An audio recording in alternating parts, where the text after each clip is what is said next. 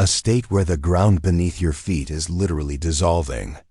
Where sinkholes open without warning and swallow entire houses in minutes, dragging cars, swimming pools, and bedroom furniture into caverns that shouldn't exist. A place where winter cold snaps cause iguanas to freeze mid-grip and fall from trees like scaly hailstones, littering sidewalks with seemingly dead reptiles that resurrect when the sun returns. And here's the part that sounds impossible but isn't. This same state kills more people with a single type of creature than anywhere else on Earth. And it's not alligators, not sharks, not even the pythons. It's something smaller. Something that flies. This isn't California with its earthquakes and wildfires. This isn't Texas with its tornadoes and heat. This is Florida. And today, you're about to discover 40 unreal facts that will completely change how you see the strangest, most geologically unstable, biologically chaotic state in America. 40, the lightning capital of the Western Hemisphere. Florida doesn't just get occasional thunderstorms. It is ground zero for lightning strikes in the entire Western Hemisphere. The corridor between Tampa and Orlando records more cloud-to-ground lightning strikes per square mile than anywhere else in North America, roughly 25 strikes per square mile annually. To put that in perspective, that's more than 4 times the national average. The reason is pure atmospheric physics. Florida's peninsula geography creates a collision zone where sea breezes from both coasts meet warm land air in the afternoon, generating towering cumulonimbus clouds that explode with electrical energy. Between June and August, lightning strikes somewhere in Florida approximately every 3 seconds. This isn't just a weather statistic. Between 2006 and 2021, Florida recorded more lightning fatalities than any other state, nearly 50 deaths. Park Ranger Roy Sullivan was struck by lightning 7 times in his life and survived, but he wasn't from Florida. The people here aren't so lucky. When you're in Florida during summer, you're standing in nature's electric firing range. And the bolts don't always announce themselves with thunder. Sometimes they just arrive. 39, an ecosystem overrun by invaders. Florida is losing a biological war. The state has become the invasive species capital of the United States, with more introduced species than anywhere else in the continental 48. We're not talking about a few exotic plants. We're talking about Burmese pythons, massive constrictors that have established a breeding population exceeding 100,000 individuals in the Everglades. These snakes, some measuring over 18 feet long, have decimated native mammal populations. Raccoon sightings have dropped by 99% in some areas. Marsh rabbits, once common, have nearly vanished. Then there are the lionfish, venomous predators native to the Indo-Pacific, that now swarm Florida's coastal reefs. They have no natural predators here and reproduce at alarming rates, each female releasing up to 30,000 eggs every few days. The Argentine black and white tegu, a 4-foot lizard, now roams freely in multiple counties. Nail monitor lizards hunt in Cape Coral. Green iguanas, the same ones that freeze and fall from trees, number in the hundreds of thousands.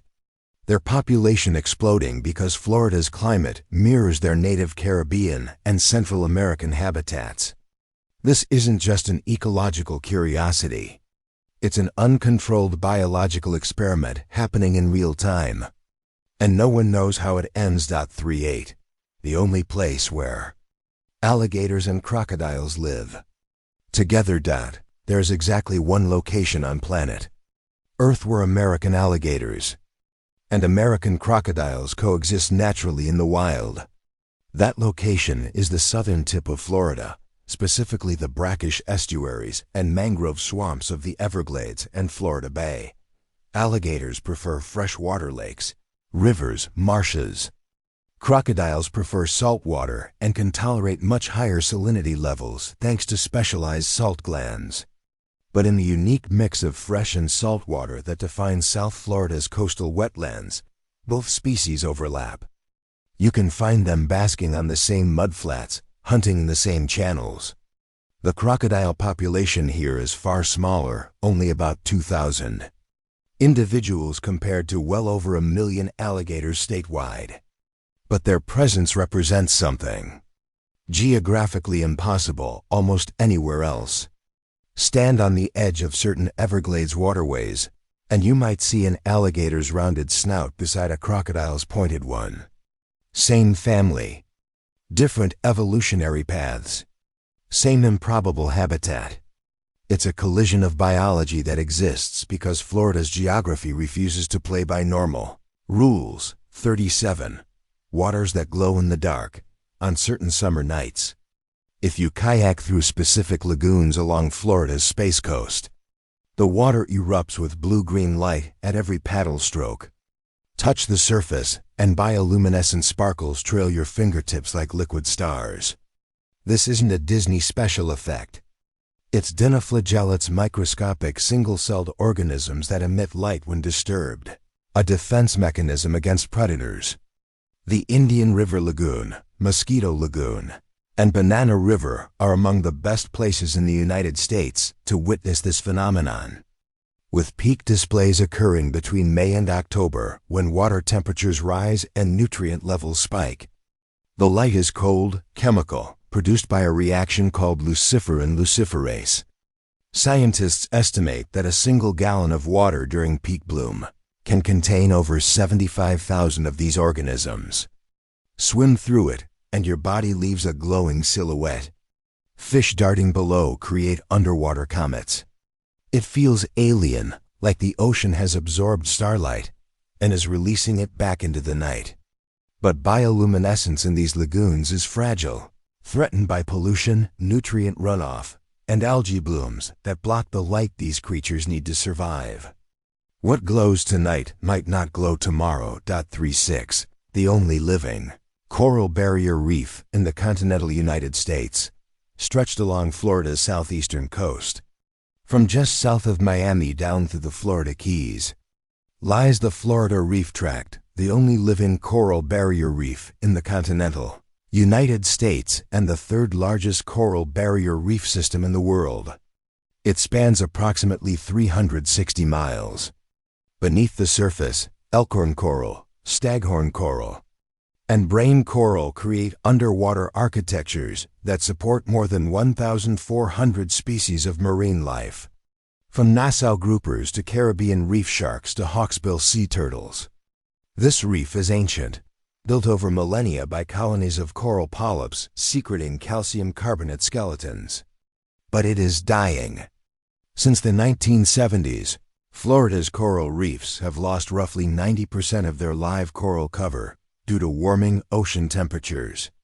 Disease outbreaks like stony coral tissue loss disease, and acidification from absorbed atmospheric CO2, bleaching events, where stressed corals expel their symbiotic algae and turn ghostly white, have become regular occurrences.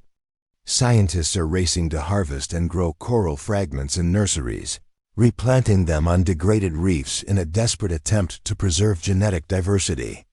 You can still snorkel these reefs, still see parrotfish grazing on algae and barracuda hovering in the current, but you're witnessing an ecosystem in hospice. The reef that took thousands of years to build is unraveling within a human lifetime. 35. Landscape built on dissolving stone. Florida's geology is its greatest vulnerability. The entire state sits on a foundation of limestone, porous, soluble sedimentary rock formed from ancient marine organisms that died and compressed over millions of years. Rainwater is naturally slightly acidic. When it seeps into the ground, it dissolves the limestone, creating voids, caverns, and underground rivers. Over time, these voids grow, and eventually, the surface collapses. These are sinkholes, and Florida is the sinkhole capital of the United States. On May 8, 1981, in Winter Park, Florida, a sinkhole suddenly opened and swallowed a 3-bedroom house, 5 Porsches from a nearby dealership, half of a public swimming pool, and portions of 2 streets. It grew to 350 feet wide and 75 feet deep in just 24 hours. Onlookers stood at the edge as the earth groaned and fell away in chunks, revealing a gaping throat that seemed to have no bottom. Geologists estimate that Florida experiences hundreds of sinkhole incidents every year, most small, some catastrophic. Insurance claims related to sinkholes have topped billions of dollars over the past 2 decades. The state's geology is not stable. It's a skin stretched over voids, and no one knows when or where the next collapse will occur. You could be standing on one right now. 34. Frozen iguanas fall from the sky. It sounds like a satirical headline. But it happens every few years when a rare cold snap dips temperatures into the 40s Fahrenheit. Green iguanas, which thrive in Florida's tropical and subtropical climate, are cold-blooded reptiles. When temperatures drop below roughly 50 degrees Fahrenheit, their metabolic processes slow dramatically. They become lethargic, lose their grip, and fall from the trees where they sleep. This phenomenon earned the name frozen iguanas because they appear dead stiff, unresponsive, scattered across sidewalks, driveways, and lawns. But they're not dead. They're in a state of torpor, a temporary paralysis. When the sun returns and temperatures rise, they revive, twitch back to life, and scurry away.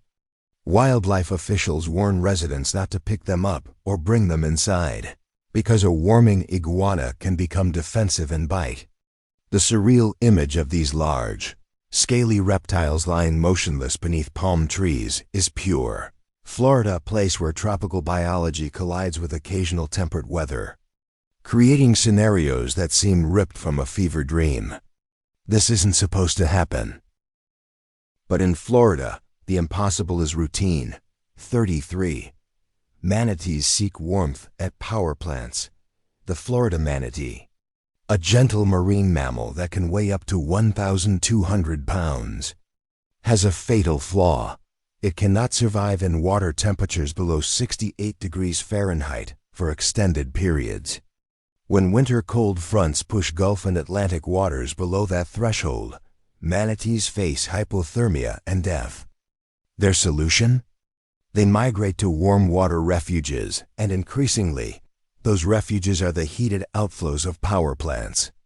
At Florida Power and Light's Riviera Beach facility on the eastern coast, hundreds of manatees gather every winter, packed into the discharge canal where water from the plant's cooling system pours out at a steady Y-80 degrees Fahrenheit. Aerial surveys have counted over 1,000 manatees in a single location during peak season, huddled together like underwater refugees. The same phenomenon occurs at Tampa Electric's Big Bend Power Station, Duke Energy's Crystal River facility, and several others. Environmentalists are deeply concerned. As Florida transitions away from fossil fuels and decommissions these plants, where will the manatees go? Natural springs, once reliable warm water sources, are dwindling due to aquifer depletion.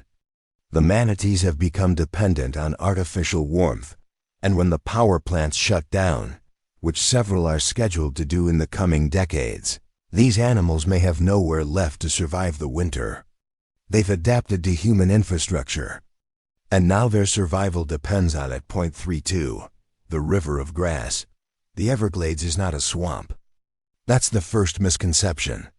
It's a river, a shallow, slow-moving sheet of water roughly 60 miles wide and 100 miles long, flowing almost imperceptibly southward from Lake Okeechobee to Florida Bay.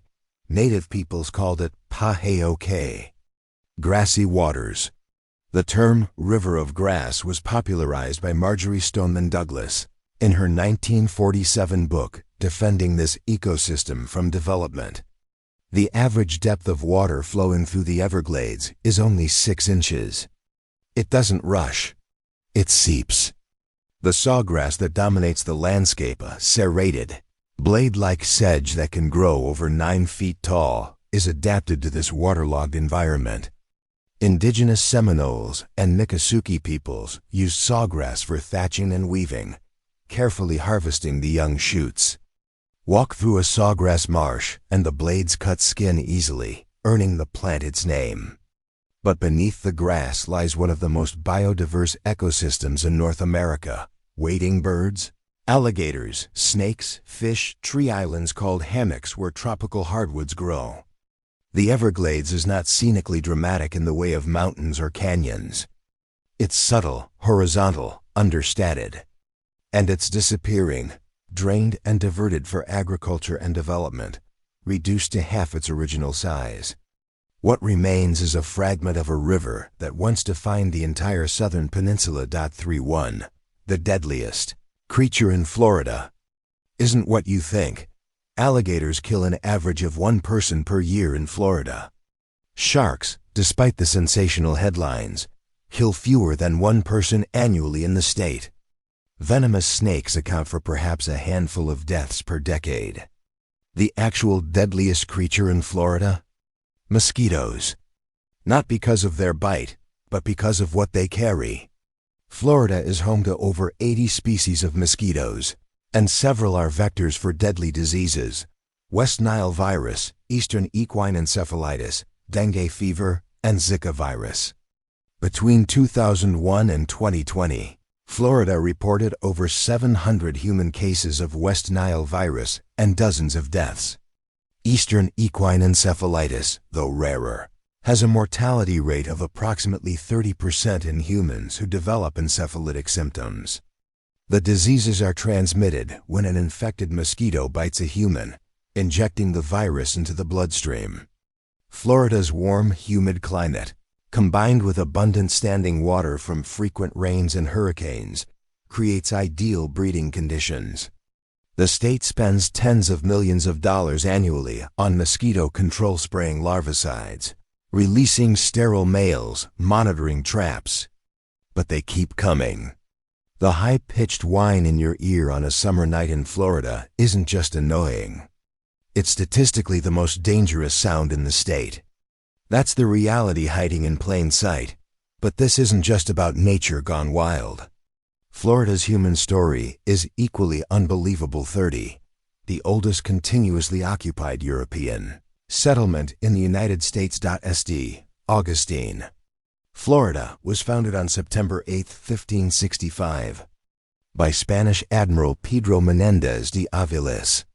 That makes it 42 years older than Jamestown, Virginia, and 55 years older than Plymouth, Massachusetts, the settlements most Americans learn about in elementary school. But those are the English stories. St. Augustine is the Spanish story, and it's been continuously inhabited for over 450 years. Walk through the narrow streets of the old city, and you're stepping on coquinoa, sedimentary rock made of compacted shells that Spanish laborers quarried and shaped into the walls of the Castillo de San Marcos. A star-shaped fortress that still stands, its walls pocked with cannonball scars from British sieges. The city has flown 5 different flags: Spanish, British, Spanish again, Confederate, and finally American. It survived pirate raids, hurricanes, fires that consumed entire blocks, and the brutality of colonial warfare. The oldest wooden schoolhouse in the United States is here, held together with wooden pegs and handmade nails. So is the Fountain of Youth Archaeological Park, capitalizing on the legend that Ponce de Leon searched these shores for eternal life. He didn't find it, but the city he indirectly helped establish has outlasted empires. When people talk about American history, they often start in New England. Geographically and chronologically, they should start here. 29. When Florida was bigger than you imagine, Spanish Florida at its height wasn't just the peninsula. It stretched westward across the Panhandle, encompassing all of present-day Alabama, Mississippi, and portions of Louisiana, Tennessee, Georgia, and South Carolina. The Spanish called it La Florida, a vast, undefined territory that represented everything north of New Spain and east of New France. For over 2 centuries, from the early 1500s until 1763, Spain claimed dominion over this enormous swath of the southeast. They established missions, presidios, and trading posts deep into what is now the American interior. But Spain's control was always tenuous. Native populations resisted. European rivals encroached. Disease devastated indigenous allies. By the time Spain ceded Florida to Britain in 1763 in exchange for Havana after the 7 Years' War, the territory had already contracted significantly. Britain divided it into East and West Florida. Then, after the American Revolution, Spain regained control briefly before selling it to the United States in 1819 for $5 million under the Adams-Onis Treaty. The Florida we know today, the peninsula and panhandle, is a fragment of what was once imagined. The name once stretched like a blanket across the South. Now it's confined to a geographic afterthought. A peninsula that juts into the sea. 28. The Fountain of Youth was never real. But the myth-shaped reality. Ponce de Leon never searched for a fountain of youth. That's the historical consensus. The legend was invented and embellished by later writers, most notably by Spanish historian Gonzalo Fernández de Oviedo in the 1530s, decades after Ponce de Leon's death. What Ponce de Leon was actually searching for in 1513 was gold, land and labor standard conquistador objectives. But the myth took on a life of its own, and by the 19th century, it had become inseparable from Florida's identity. Entrepreneurs capitalized on it. In St. Augustine, a tourist attraction called the Fountain of Youth Archaeological Park sells cups of water from a natural spring, claiming it's the very source Ponce de Leon sought. Visitors drink it. They take photos. They buy souvenirs. The spring water tastes sulfuric, mineral-heavy, nothing magical. But the power of the myth is more important than its truth. Florida marketed itself as a place of renewal, rejuvenation, escape, a narrative that fueled the state's explosive population growth in the 20th century. Retirees flocked here believing they could start over, live longer, stay healthier. The fountain was never real. But the dream it represented built cities, sold real estate, and reshaped Florida's entire demographic destiny. Sometimes a lie becomes more powerful than truth. 27. The only Native American tribe never to surrender. The Seminole Wars were 3 brutal conflicts spanning from 1816 to 1858 between the United States government and the Seminole people of Florida.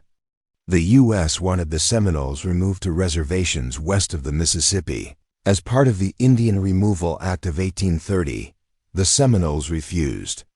They fought back using guerrilla tactics, ambushing army patrols in the swamps, disappearing into the Everglades where soldiers couldn't follow. The Second Seminole War, which lasted from 1835 to 1842, became the longest and most expensive Indian War in U.S. history, costing the federal government an estimated $40 million and the lives of over 1,500 soldiers. The Seminoles lost far more, thousands killed, thousands more forcibly relocated to Oklahoma. But a core group, numbering perhaps 200 to 300, retreated deep into the Everglades and refused to surrender. The U.S. government eventually gave up trying to remove them. In 1957, the Seminole Tribe of Florida was officially recognized, and in 1962, they organized under a constitution. To this day, the Seminole Tribe has never signed a peace treaty with the United States. Technically, the war never ended. They didn't surrender. They outlasted. And now, through gaming revenues and land holdings, the Seminole Tribe is one of the wealthiest Native American tribes in the country, owning the Hard Rock Hotel and casino chain worldwide. History has a way of circling back. 26. Key West is closer to Cuba than to Miami. Stand at the southernmost point of the continental United States, a concrete buoy marker in Key West painted with the words, 90 miles to Cuba, and you're facing a geographical truth that defies most Americans' mental map of their own country. Key West is approximately 90 miles from Havana, Cuba, and roughly 130 miles from Miami. That 40-mile difference matters. Culturally, historically, and politically, Key West has always existed in a liminal space closer to the Caribbean than to mainland America. During the Cold War, this proximity made Key West a frontline city in the standoff between the U.S. and Communist Cuba. Radio Marti, a U.S. government-funded station, broadcast anti-Castro programming from nearby Marathon. Cuban exiles fleeing the Castro regime washed ashore on Key West beaches throughout the 1960s and 70s, some on makeshift rafts, some barely alive. The Florida Straits between Key West and Cuba are treacherous strong currents, sharks, dehydration. Thousands have died attempting the crossing. Even today, the U.S. Coast Guard patrols these waters, intercepting migrants under the wet foot, dry foot policy that was in place until 2017. Key West's bars and restaurants hum with Caribbean rhythms. Serve Cuban sandwiches and display cigar art. The island feels different from the rest of Florida. Less American in the traditional sense, more like a cultural crossroads suspended between two worlds. Geography made it that way. 25. Disney built a secret. Underground city. Walt Disney World isn't just what you see on the surface. Beneath the Magic Kingdom lies an entire hidden network of tunnels, officially called utilitors, short for utility corridors. These tunnels span roughly 9 acres, forming a complete subterranean infrastructure underneath the park. Cast members move through them to access different areas without breaking the immersive illusion above ground. A worker dressed as a Frontierland cowboy doesn't walk through Tomorrowland to get to his post. He takes the tunnels. Trash removal, deliveries, costume changes, employee breaks, computer systems, all of it happens below. The tunnels are color-coded by section: blue for Fantasyland, red for Frontierland, and so on. There are break rooms, cafeterias, and even a small clinic. Technically, the Magic Kingdom isn't built at ground level. It's built on the second story.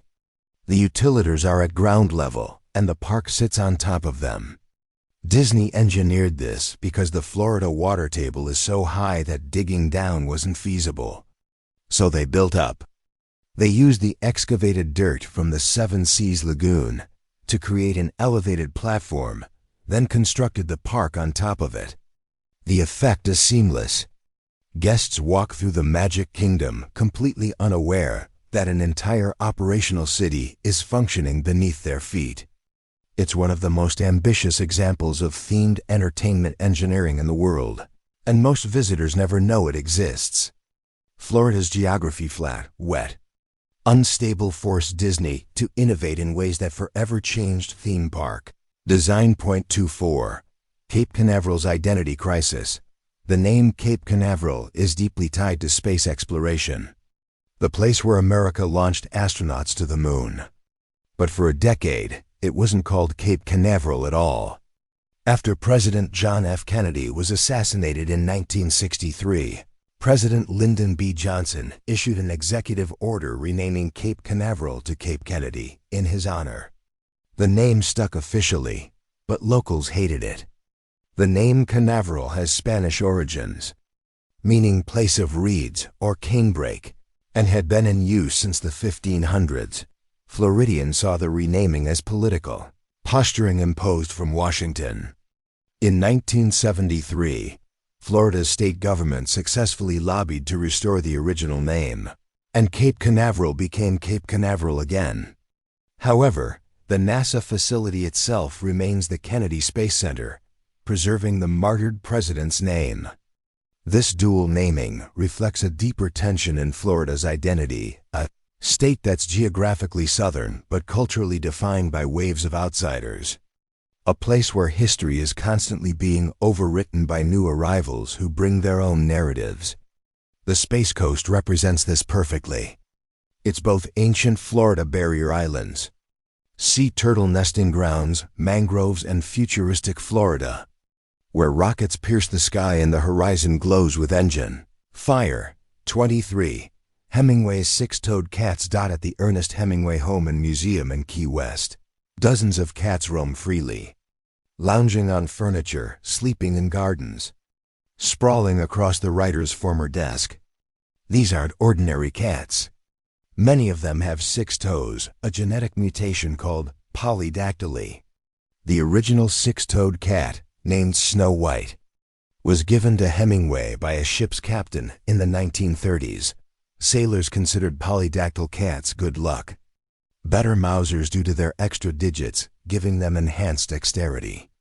Snow White bred, and her descendants inherited the trait.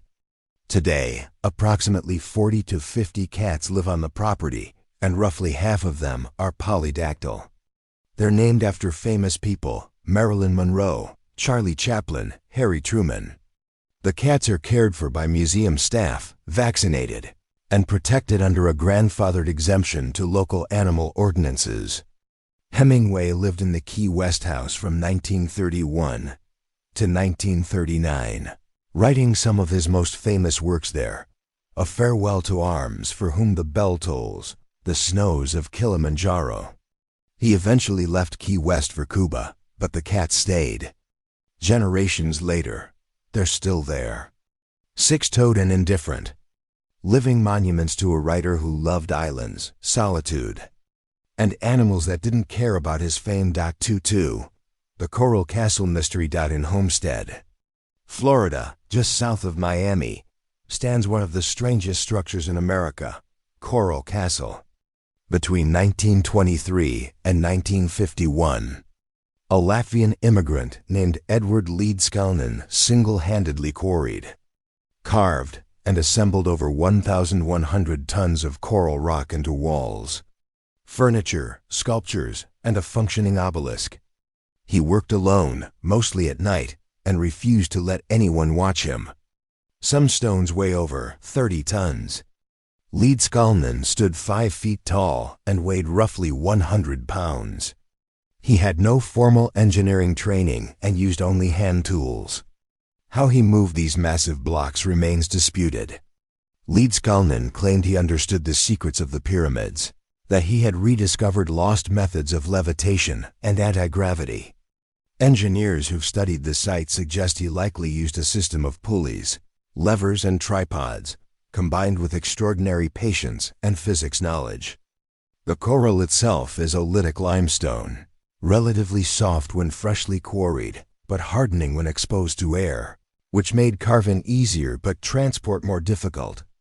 Leedskalnin built the castle as a tribute to a woman, Agnes Scuffs, a Latvian girl who called off their engagement when he was 26. He never saw her again. But he spent 28 years constructing this monument. Some call it a shrine to lost love. Others call it obsessive delusion.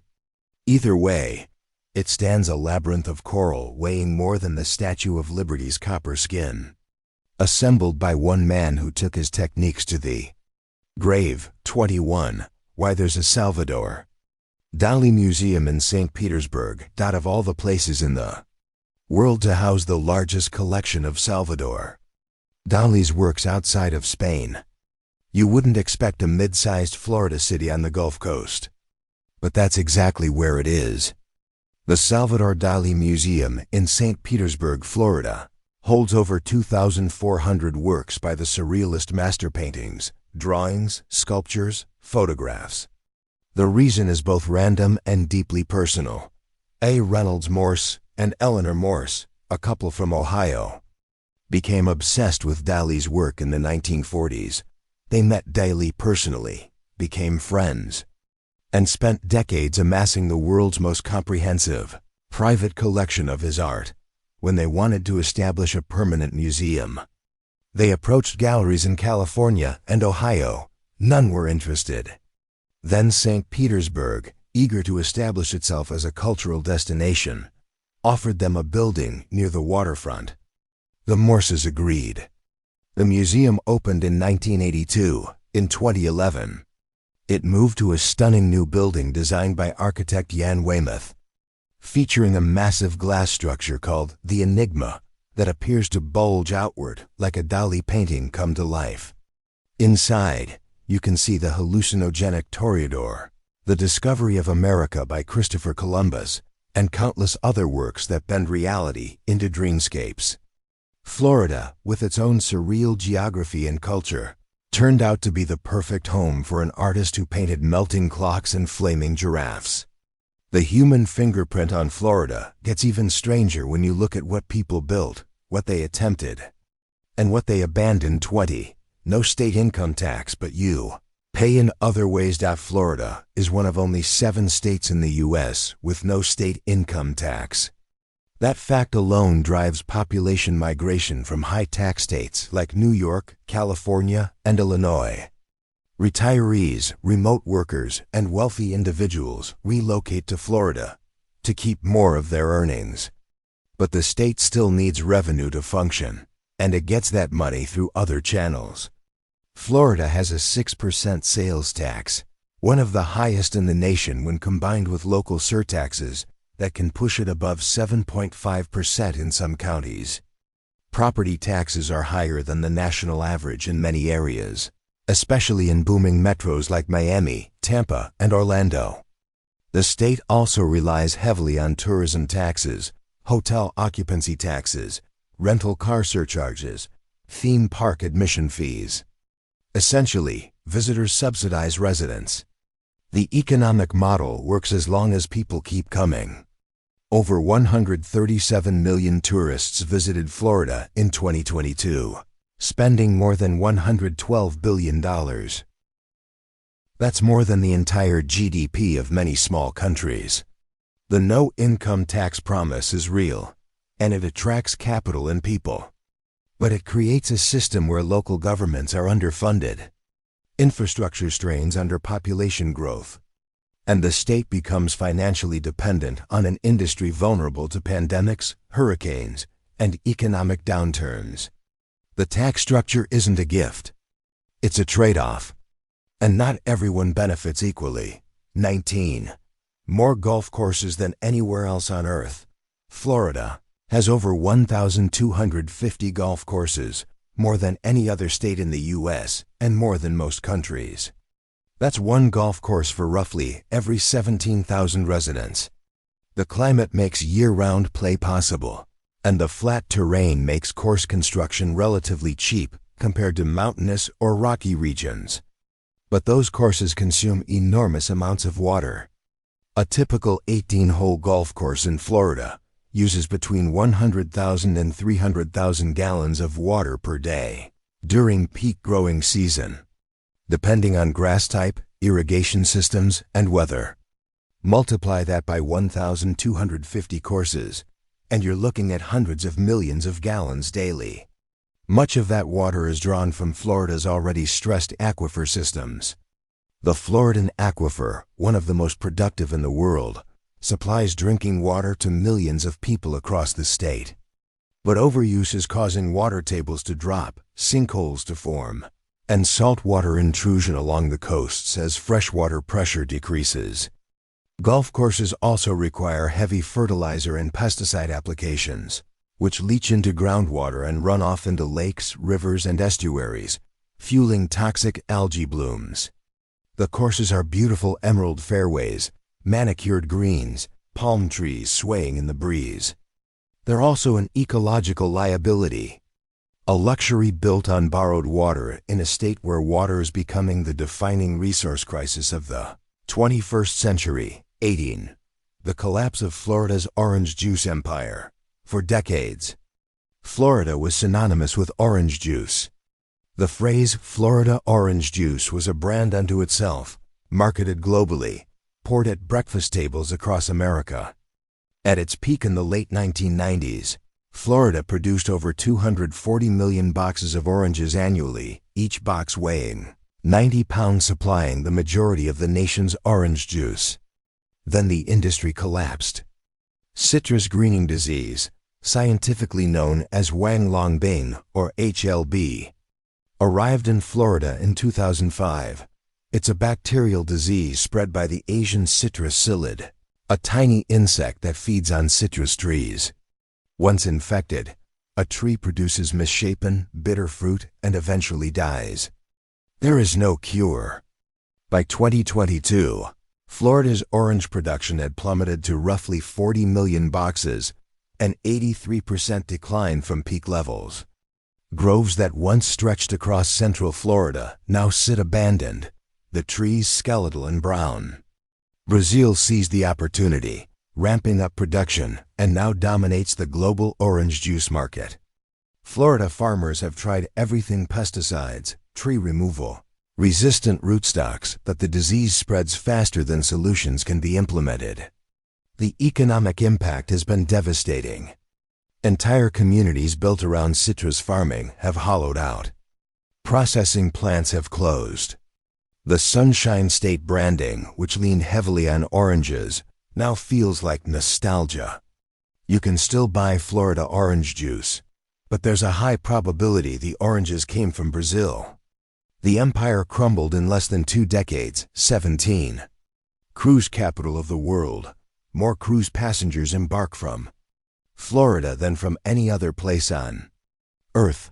Port Miami alone serves over 7 million passengers annually, earning its nickname, Cruise Capital of the World.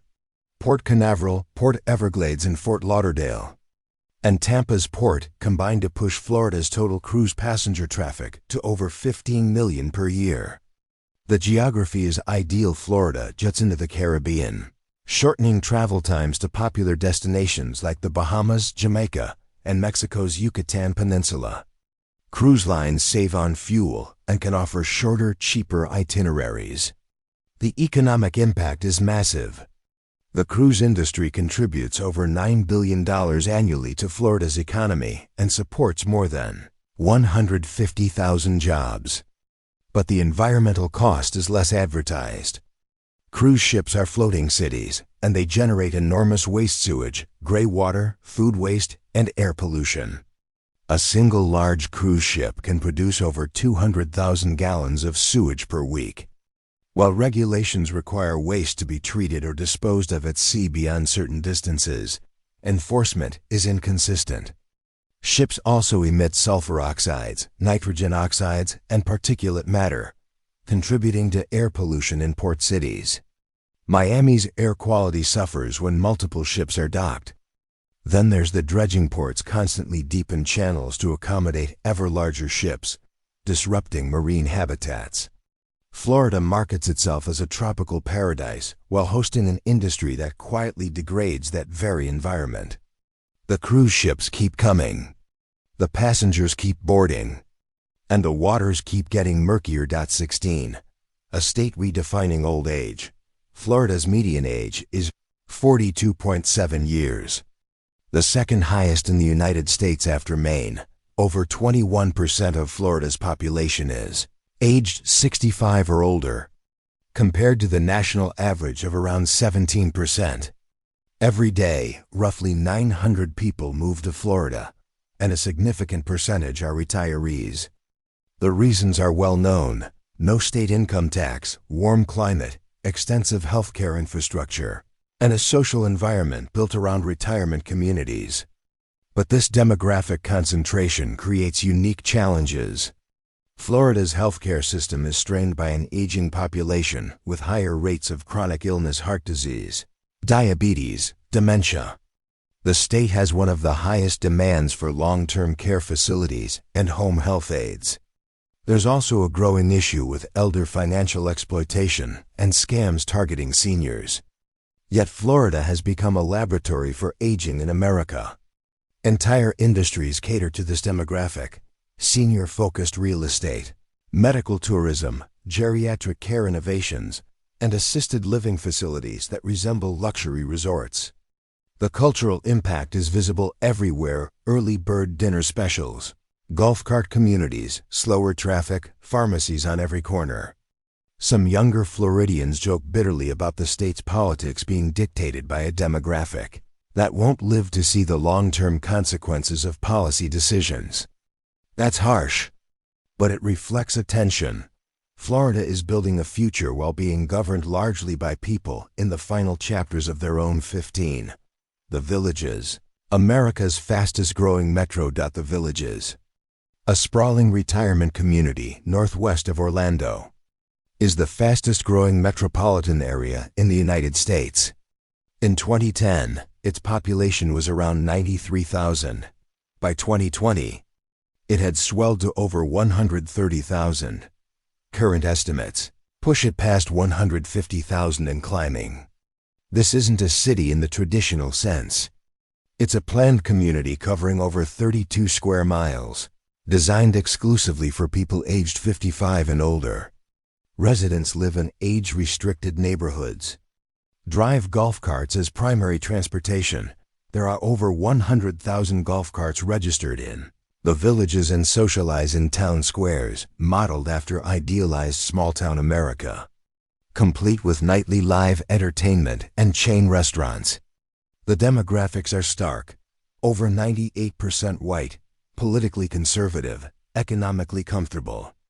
It's been called Florida's friendliest hometown, but critics describe it as a self-segregated bubble, a place where America's older generation retreats from the diversity, complexity, and problems of the broader society.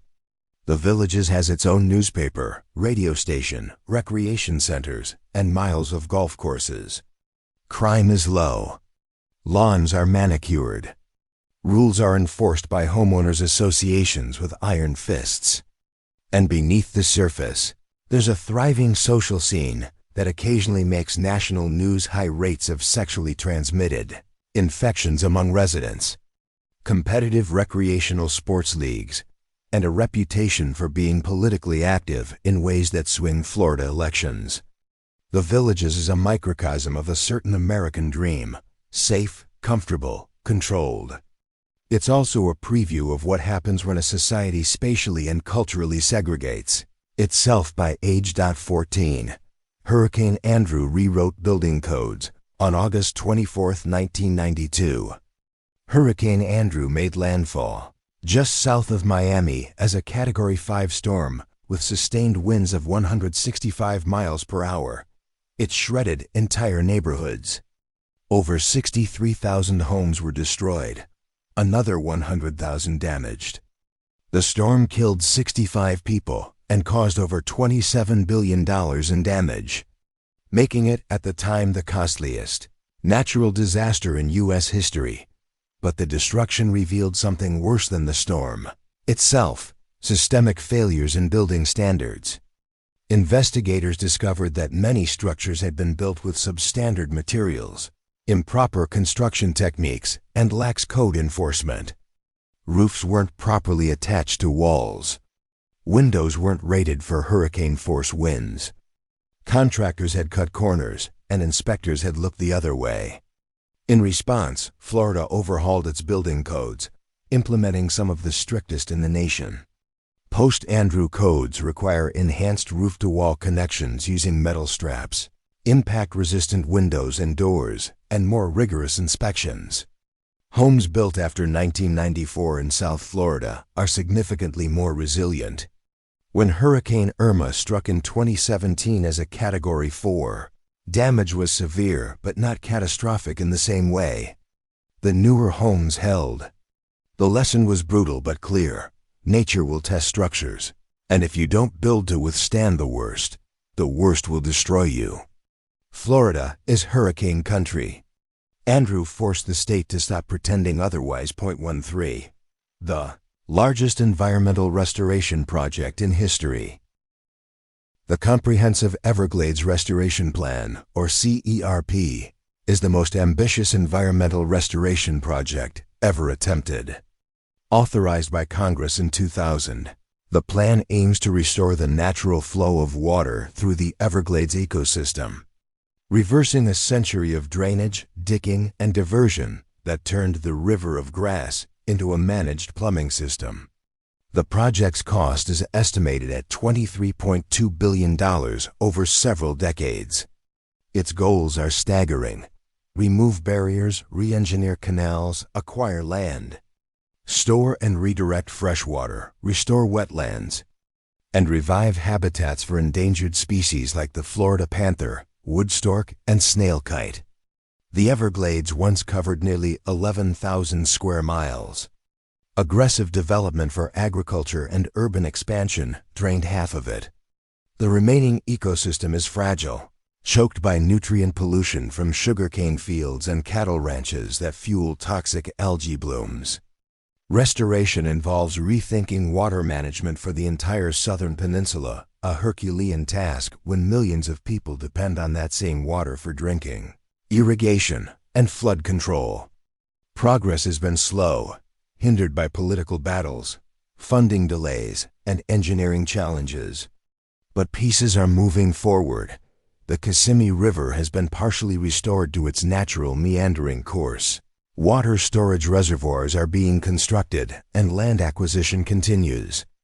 If successful, CERP could prove that humanity can undo some of the ecological damage it has caused. If it fails, the Everglades will become a relic, a ghost ecosystem maintained artificially until even that becomes unsustainable. 12. Miami is sinking and the ocean is rising. Miami sits at an average elevation of 6 feet above sea level. Some neighborhoods are even lower.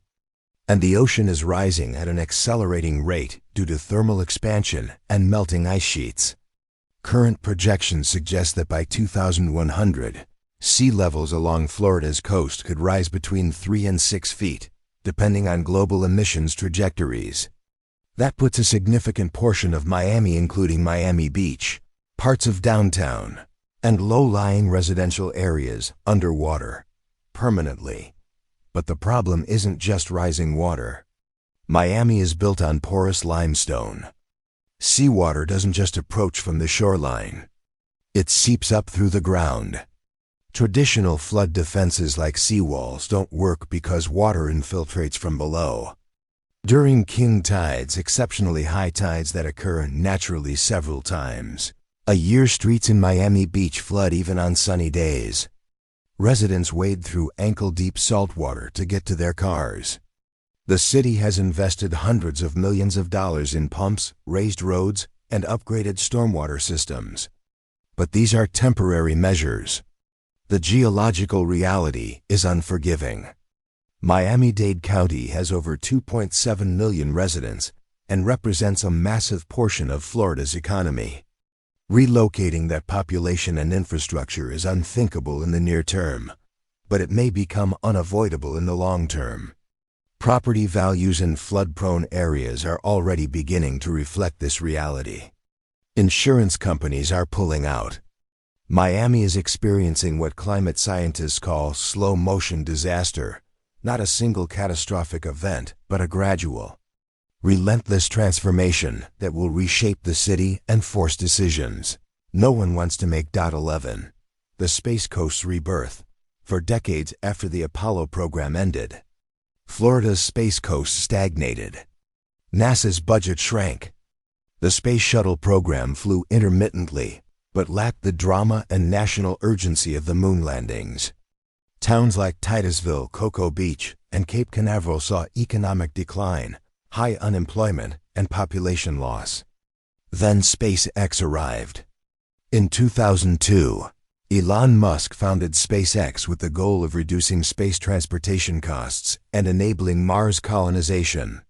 The company leased Launch Complex 40 at Cape Canaveral and later took over Kennedy Space Center's historic Launch Complex 39A, the same pad that launched Apollo 11. SpaceX's Falcon 9 rocket became the first orbital-class rocket booster to land vertically and be reused. The cost savings revolutionized the industry.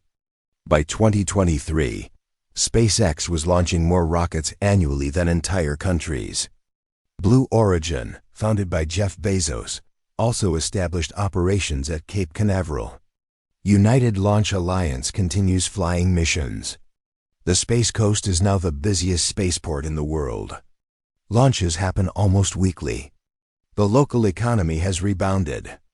Engineers, technicians, and aerospace workers have flooded back. Housing prices have surged. Restaurants are packed with people wearing SpaceX and NASA shirts. And tourists return to beaches, watching rockets arc into the sky trailing pillars of fire. The Space Coast represents Florida's ability to reinvent itself, to take the infrastructure of past ambitions and repurpose it for new ones. The same geography that made it ideal for Cold War space dominance now positions it as the gateway to commercial space exploration. And yet, for all of Florida's modern transformation, the most unreal facts might be the ones hiding in plain sight. 10. The Florida man phenomenon has a legal explanation. Florida man has become an internet meme, a shorthand for bizarre, inexplicable criminal behavior. Headlines like "Florida man arrested for attacking neighbor with machete," named "Kindness," or "Florida man caught riding manatee while drunk" populate social media feeds weekly. The perception is that Florida breeds a special kind of chaos, a place where the rules of normal society collapse under the subtropical heat. But there's a legal reason Florida man stories proliferate, and it has nothing to do with Floridians being uniquely crazy. Florida has one of the broadest public records laws in the United States, known as the Sunshine Law, enacted in 1909 and expanded over the decades. It mandates that most government records, including arrest reports, mugshots, and police incident logs, are immediately accessible to the public and press. Journalists don't need to file Freedom of Information Act requests or wait for approval. They can simply call a police department and get details about arrests within hours. Most other states have far more restrictive public records laws, making it harder for journalists to access and report on similar incidents. Florida's transparency creates a data stream of arrestable absurdity that other states simply don't publicize. The behavior exists everywhere. Florida just makes it visible. The meme is real, but the cause isn't cultural, it's structural. A byproduct of radical government transparency, colliding with the modern internet's hunger for outrage and entertainment. 9. Weather extremes. Beyond hurricanes. Everyone knows Florida gets hurricanes. What's less known is that Florida also experiences weather extremes that seem geographically impossible. Tornadoes, for instance. Florida ranks third nationally in tornado frequency, behind only Texas and Kansas. Most are weak, spawned by tropical storms or isolated thunderstorms, but they're common. Between 1991 and 2010, Florida averaged 66 tornadoes per year. The state has also recorded rare snowfall events. In January 1977, snow fell in Miami for the first and only time in recorded history. Flurries dusted palm trees and shocked residents who had never seen frozen precipitation. In the Panhandle, near Pensacola, measurable snow falls occasionally during severe cold snaps. Then there's the hail. While rare, supercell thunderstorms have produced hailstones the size of softballs in parts of central Florida, shattering windshields and punching through roofs. Florida's climate isn't monolithic. It spans from humid subtropical in the north to tropical in the south, creating microclimates and weather collisions that defy simple categorization. The state's position as a peninsula means it's battered by weather systems from multiple directions: Gulf moisture, Atlantic storms, continental cold fronts. The result is meteorological chaos. Florida's weather isn't just hurricanes. It's an everything-at-once climate zone where the improbable becomes routine. 8. A shipwreck graveyard. Beneath the waves, Florida's coastal waters are littered with shipwrecks, over 4,000 documented, and likely thousands more undiscovered. These aren't just modern vessels. They span centuries: Spanish galleons loaded with gold and silver, pirate ships, Civil War blockade runners, World War II submarines, merchant vessels, smuggler boats. The 1715 Spanish treasure fleet is the most famous. A convoy of 11 ships carrying treasure from the New World back to Spain was obliterated by a hurricane off Florida's east coast near present-day Vero Beach. All 11 ships sank. An estimated 1,000 people drowned. The treasure: gold coins, silver ingots, jewelry, and artifacts scattered across the seafloor. Salvagers have recovered millions of dollars worth over the past century, but much remains buried under sand and coral. Treasure hunting in Florida is a legitimate, if legally complex, industry. The state claims ownership of anything found in state waters, while the federal government controls finds in deeper waters. Disputes over salvage rights have led to decades-long court battles. But beyond the treasure, these wrecks are time capsules. They preserve moments of disaster, navigation errors, storms, and warfare. Divers explore them now as artificial reefs, swimming through the skeletal remains of ships that carried people, cargo, and dreams. The ocean off Florida isn't just water. It's a museum of catastrophe, a graveyard where history sank and stayed. 7. The African heritage Florida rarely advertises. Florida's history includes a chapter, rarely emphasized in tourist brochures. It was a refuge for enslaved Africans fleeing British colonies. In the 1600s and 1700s, Spanish Florida offered freedom to enslaved people who escaped from the Carolinas and Georgia, provided they converted to Catholicism and pledged loyalty to Spain. Fort Mose, established in 1738 near St. Augustine, was the first legally sanctioned free black settlement in what is now the United States. Over 100 formerly enslaved people lived there, forming a militia that defended Spanish Florida against British attacks. After Florida became a U.S. territory in 1821, its history grew darker.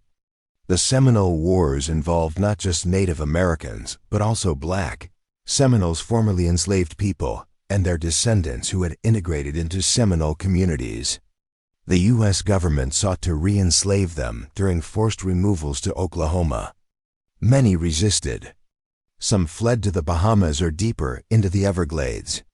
Kingsley Plantation on Fort George Island preserves this complexity. Zephaniah Kingsley, a slave trader and plantation owner, married an enslaved African woman named Anna Majigene Jai, freed her, and acknowledged their children. He wrote pamphlets advocating for racial integration and opposing harsh slave codes, even as he profited from the slave trade. Florida's African heritage isn't a simple story of victimhood or heroism. It's layered, contradictory, and uncomfortable. The state built its economy on slave labor, yet it also created spaces, however limited, where freedom was possible. That duality persists in the state's culture, its demographics, and its ongoing reckoning with race. 6. Lake Okeechobee, the liquid heart. Lake Okeechobee is Florida's largest freshwater lake, covering roughly 730 square miles. Its name comes from the Seminole words Okie, water, and Chubee, big water. It's shallow, averaging only 9 feet deep, which makes it prone to massive wave generation during hurricanes, despite its inland location. The lake functions as the liquid heart of South Florida's hydrology. Water flows in from the north via the Kissimmee River, sits in the lake, and historically overflowed southward in a slow sheet flow that created the Everglades. But in the early 20th century, engineers dammed, diked, and channeled the lake to prevent flooding and enable agricultural development.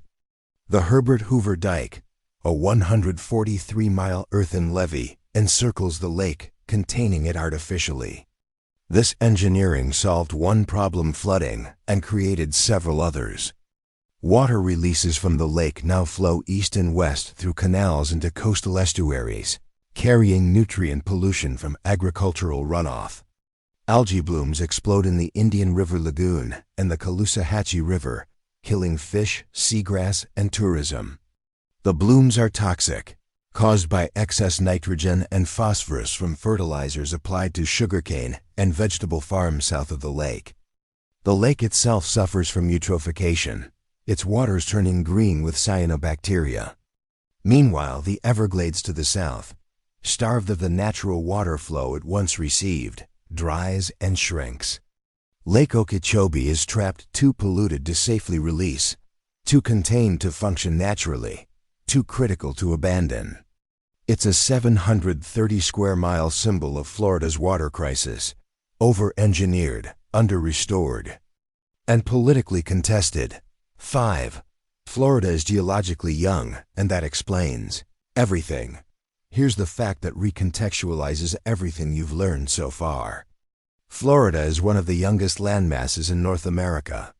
The Florida Peninsula didn't fully emerge from the ocean until roughly 20 million years ago, and much of it was still underwater as recently as 5 million years ago. Geologically, that's a blink. For comparison, the Appalachian Mountains are over 480 million years old. Florida is an infant. The entire state sits on a platform of limestone, the compressed remains of ancient marine organisms, coral reefs, and shells that accumulated on the ocean floor over tens of millions of years. This limestone foundation is why Florida is flat, the flattest state in the U.S., with a high point of only 345 feet above sea level. It's why sinkholes form. The rock is young, porous, and dissolves easily. It's why the aquifers are so productive, but also so vulnerable to contamination and depletion.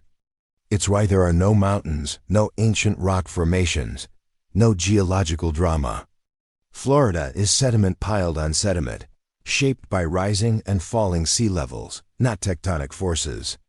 This youth also means Florida has no deep geological stability. The land is transient. The same processes that built it are still active. Sea levels rise and fall. Limestone dissolves. The coastline shifts. In geological terms, Florida is temporary. It emerged from the ocean relatively recently, and it will return to the ocean eventually. Every fact about Florida's vulnerability, the sinkholes, the flooding, the hurricanes, the unstable ground stems from this foundational truth. The state is geologically fragile because it's geologically new. It was never meant to support cities, highways, and 22 million people. But we built them anyway. Point 4. The phantom geography of the Keys. The Florida Keys are a 120-mile arc of islands stretching from the southern tip of the peninsula toward Cuba. They feel isolated, distinct, almost foreign.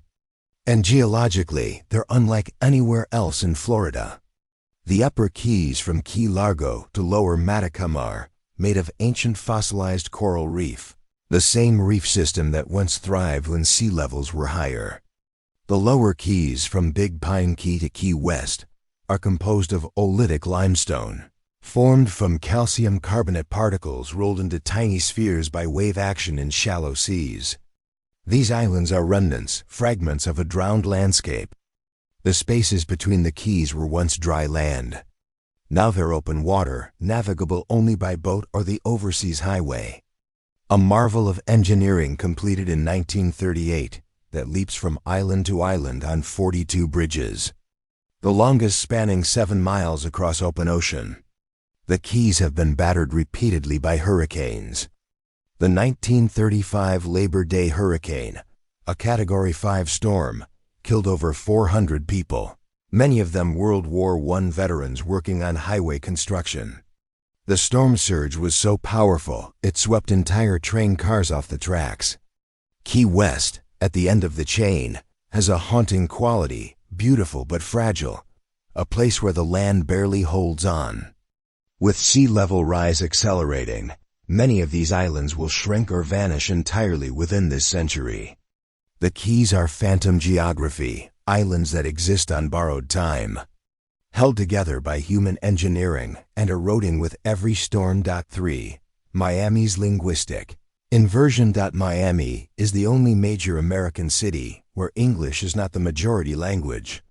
According to U.S. Census data, over 70% of Miami-Dade County residents speak a language other than English at home, and Spanish is the dominant language.